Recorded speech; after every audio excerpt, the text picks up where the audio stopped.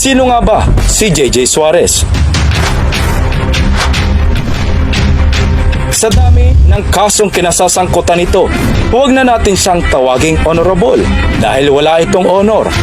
Ano-ano ang mga kaso niya?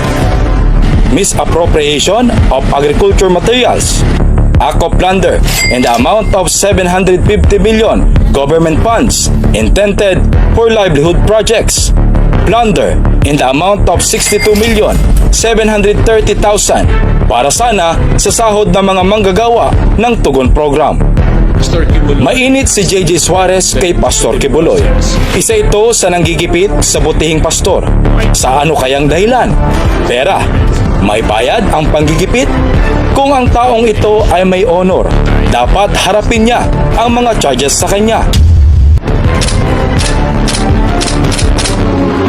Sa reklamo, si Suarez ay nagkamal ng mga halagang di umano'y para sa pagbabayad ng sahod ng mga manggagawang na-recruit bilang mga benepisyaryo ng Tugon Program na umabot sa 62,730,000 at ang halagang 750 milyon mula sa iba't ibang departamento at mga pondo ng probinsya na inilaan para sa tulong sa mga individual na nasa krisis na sitwasyon.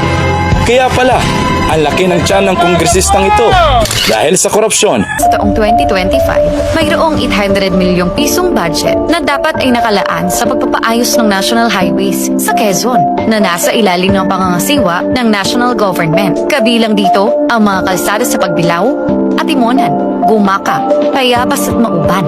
Malinaw itong nakasaad sa proposed budget ng Department of Budget and Management noong 2024. Pero matapos dumaan sa deliberasyon ng Kongreso, ang budget sa pagpapaayos ng kalsada sa Quezon biglang napunta sa mga ayuda gaya ng tupad, AIX at AKAP. Isa sa mga nagpanukala nito ay ang Alona Party List at si Quezon 2nd District Congressman David JJ Suarez, dating kaalyado ng mga Duterte, na ngayon ay sunod-sunuran kay House Speaker Martin Romualdez.